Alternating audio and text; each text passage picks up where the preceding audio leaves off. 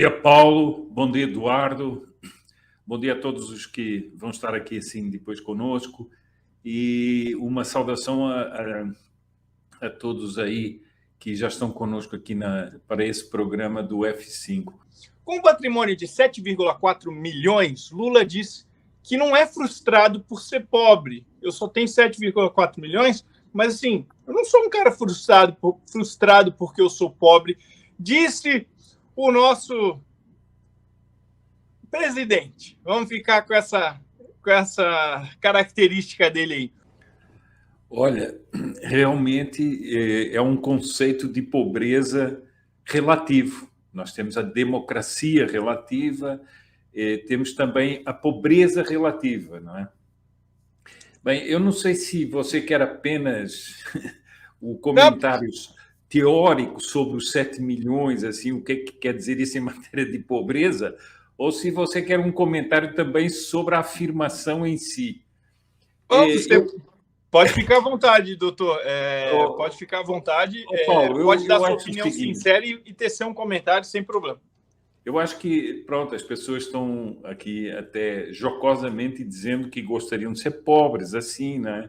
Essa pobreza relativa. Lembrando o que o Eduardo disse, não é? Porque essa é a pobreza declarada, tem a pobreza esparsa, né? Também aquela que é volátil e amiga. Nós temos essa pobreza também. Mas eu queria fazer um comentário que é o seguinte: uma das operações que nós estamos sofrendo no Brasil é a inversão da realidade. Eu acho que isso é uma operação estruturada. Ela não é ocasional. E faz parte dessa operação ouvir continuamente mentiras, fraudes, inversões de valores, etc. E um sujeito desses que fica gastando fortunas do erário público em cada lugar do mundo que ele vai, de uma maneira imoral, ele depois chega assim, cinicamente, e diz o seguinte: nossa, eu não sou frustrado por ser pobre. Sou pobre, mas não sou frustrado por ser pobre. Ora, isso tem algo de deboche. Isso tem algo de escárnio com a população. Imagina uma pessoa simples, que trabalha, que é séria, que está lá num fundo do Brasil sacrificando, levantando cedo. Por exemplo, trabalhando, uma pessoa que tem um pequeno terreno, está trabalhando a sua terra, tem as vicissitudes do clima, tem tudo isso. Realmente uma pessoa trabalhadora que tem a sua família para sustentar, que é pobre, dignamente pobre, mas que tenta melhorar a sua condição, e houve um indivíduo desses fazer esse escárnio, esse deboche. Isso faz parte dos sistemas totalitários. Faz parte. Porque o sistema totalitário parte da repressão, mas parte também da humilhação e parte do escárnio com o indivíduo comum. Então, a pessoa, todo ser humano, eu acho, que não seja um canalha, ele tem um senso de justiça. E quando ele ouve uma coisa dessas, ele sente o seu senso de justiça ser quebrado. E ele tem impressão, tem uma sensação de impotência diante de um país que está sendo comandado por uma pessoa assim. Esta gente fala muito em instituições, esta gente fala muito em democracia, esta gente fala muito em Estado de Direito. Aliás, uma expressão que para mim é uma fantasmagoria, né? Que existe o Estado de Direito. Agora, essa história do Estado democrático de direito é uma coisa que me deixa assim doente. Mas o que nós estamos assistindo em outras democracias é o extremismo democrático, que é uma pseudodemocracia que se atrás desses slogans das instituições, do Estado Democrático de Direito e outras coisas, nós efetivamente temos uma ditadura, temos um totalitarismo de Estado. Não sei se perceberam que a declaração desse senhor aí da Polícia Federal, ela nada tem de institucional, ela nada tem de um procedimento legal. Ela fala de um procedimento de uma polícia política. Estamos esperando tal coisa, vamos fazer tal outra, queremos sangrar o presidente, mas isso faz parte de que legalidade? Isso faz parte dos métodos usados nos regimes totalitários pelas polícias políticas. Então, nós estamos cada vez mais, a Karine, ela costuma usar essa expressão, num regime. Nós não estamos num governo, nós estamos num regime. E esse regime se vai caracterizando cada vez mais pela falta de institucionalidade, pela falta de legalidade. Falava-se tanto da interferência de Bolsonaro nas instituições, que nunca se provou nada, e nós temos agora as instituições a serviço de pessoas, a serviço de projetos políticos. Por exemplo, como o senhor Dino, que eu chamo de comissário, o comissário Dino, que não tem escrúpulo nenhum dizer que foi ele que planejou a ação da Polícia Federal contra o Bolsonaro, inclusive dando o nome da operação. Isso é completamente fora da institucionalidade do país. Agora, um comentário que eu gostaria de fazer é o seguinte. Há um problema que nós, do campo conservador, temos, que é o seguinte. Nós sabemos que a maioria da população não alinha com essas coisas. Nós sabemos que a maioria da população não está de acordo com isso. Nós víamos, por exemplo, o 7 de setembro, o último 7 de setembro, aquelas multidões de pessoas eram a realidade do país.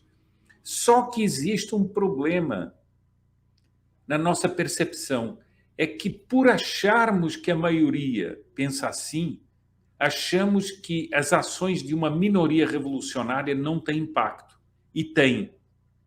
E enquanto eles, durante os 4 anos que passaram, foram destruindo as instituições, era preciso ter havido uma reação. Não permitir que essas coisas acontecessem. Ah, não, deixa para lá, porque está tudo correndo bem, a maioria está na rua, a economia está bem. Isso é um maior engano. Todas as revoluções foram feitas por minorias. Vejam a Revolução Russa. A Revolução Russa era uma minoria que conseguiu manietar a maioria da população e se impôs. E nós estamos vendo a mesma coisa. Ou seja, não ter havido uma reação institucional. Não ter havido essa reação institucional leva ao quê? Eu vou só para terminar, vou dar aqui o último exemplo concreto. Fachin, quando era presidente do TSE, fez uma reunião com embaixadores para exigir uma coisa que era imoral, que era o quê? Que os países representados por aqueles embaixadores reconhecessem imediatamente, no dia da eleição, o resultado da eleição. Ora, isso é contra as leis do país. Ele não tem esse poder de convocar embaixadores. Ele estava, portanto, propondo uma intervenção externa no processo eleitoral brasileiro. Qual foi a reação institucional? Nenhuma. O que é que aconteceu com o presidente? Ele, na sua prerrogativa de presidente da República, chamou os embaixadores, explicou o que é que estava acontecendo no país. O que é que aconteceu com o presidente? Ineligibilidade. Por quê? Porque não houve uma reação institucional à altura. E isso é o que acontece. E nós estamos assistindo a isso. E essa notícia é apenas mais uma no caminho do totalitarismo que vai se impondo a cada dia.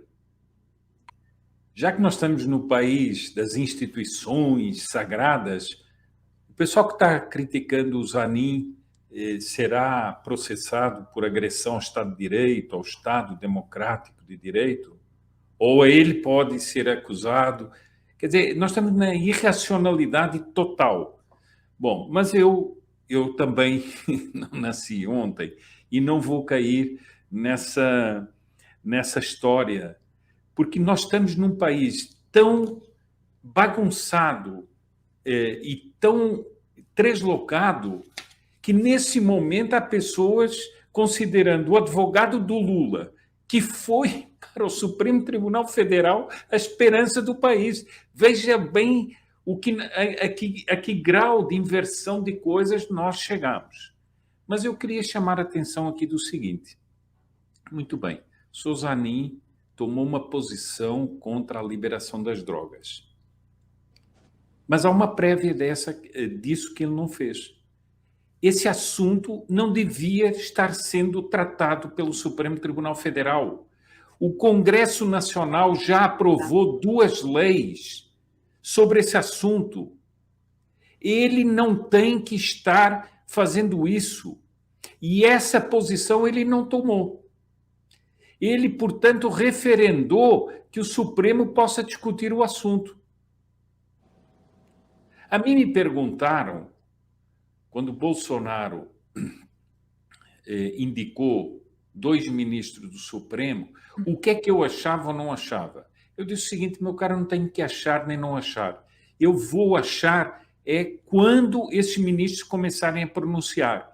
Será que algum desses ministros vai se levantar contra os abusos do Supremo Tribunal Federal? Vai ter coragem de dizer ali dentro que há abusos de poder, abusos contra a Constituição? Não, está todo mundo fazendo parte do jogo.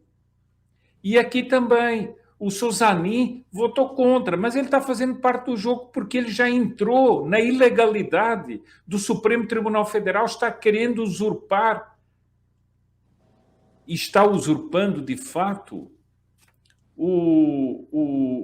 as atribuições do Congresso Nacional. Então, nós temos que ser menos apaixonados na análise das situações.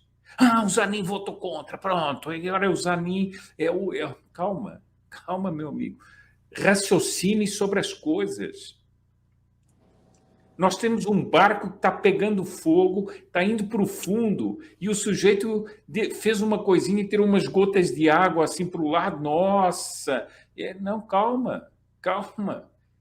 Ele contribuiu também com a decisão dele, mesmo sendo contra as drogas, ele contribuiu para esse caos institucional que nós estamos vivendo no país, para essa anarquia legal. Há uma anarquia legal no país.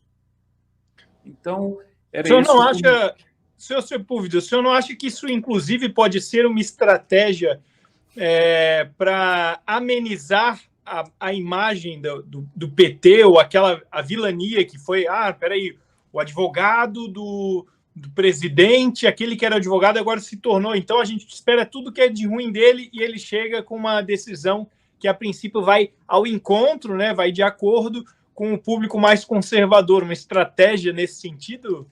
Eu acho que sim, eu concordo com você, é a dança das cadeiras, né? Mas o que é fato é o seguinte, o sistema continua o mesmo. Exatamente. Paulo, é uma alegria estar aqui a primeira vez com o Eduardo também, com a Karina, já tivemos outras vezes, e eu queria só acrescentar algo ao que o Eduardo disse. Eu vejo que as pessoas, assim, andando na rua, entrando num restaurante, há muita gente desavisada, estão alegres e contentes num barco que está indo para o fundo. É uma coisa impressionante. E um dos pontos que há uma ditadura no país é que não há lei. Quando você tem o reino do arbítrio, você já tem uma ditadura. Porque não precisa ter o ditador, se bem que há muitos candidatos aí a ditador. Há um tripé até. Mas você vê o seguinte, quando vocês têm o império do arbítrio, você já está numa ditadura. Isso é a essência de uma ditadura, é o arbítrio. Você não sabe mais, não tem mais a quem recorrer, a lei não vale mais nada, e você está à mercê de um poder que você desconhece a origem, né? E que se acha no direito de abusar do seu poder, prender, humilhar, chantagear, fazer tudo assim. Então, eu acho que as pessoas não se dão conta. Vejam bem, as atitudes do Supremo têm liquidado com a própria justiça. A cadeia da justiça tem sido eliminada. Essa é uma das características dos Estados totalitários. A própria cadeia da justiça, porque existe a justiça, a primeira instância, a segunda instância, etc., os recursos, isso é orgânico. Quando isso é eliminado, você elimina essa própria justiça. Bom, então me parece que esse é um dos pontos principais da ditadura que nós estamos vivendo, já estamos vivendo. Outro dia eu ouvi uma entrevista daquele procurador Felipe Jiménez e ele dá uma série ele tem uma cabeça muito jurídica, muito clara, e gosto muito das explicações que ele dá, e as explicações são claras. Por exemplo, essa questão do Pacheco, ele diz o seguinte: o Pacheco não tem esse poder no Supremo. Ele está usurpando o poder dos outros senadores. Não há regimento, não há lei, não há nada que justifique que ele, por exemplo, não manda apreciar um pedido de impeachment do ministro. Isso é um abuso de poder. Ele não tem esse poder. Mas nós parece que estamos diante de um país inerte, de um país que não tem... Por exemplo, eu vou aqui, eu sei que já me alonguei demais aqui, mas eu vou lhe fazer uma pergunta. Por que não há nenhum governador nesse país que se levante com o poder que tem de um grande Estado e diga o seguinte: basta, isso aqui não pode continuar. Nós não podemos normalizar o que está acontecendo no país. Mas se nós tivéssemos, Sepúlveda, se tivéssemos um governador que tivesse sido ministro no governo anterior e que governasse um dos maiores estados, dos estados mais importantes da nação, aí a gente poderia falar isso, mas não é o caso, né? Não existe nenhum governador que encaixe nesse requisito. Você tem o chamado discernimento dos espíritos. Eu não disse nada, mas você entendeu, né? Tá certo. Então tá. É isso. E eu queria agradecer também a todos aqueles que estiveram aqui conosco nesse programa, e é sempre muito bom poder debater essas ideias e tentar esclarecer os espíritos, né?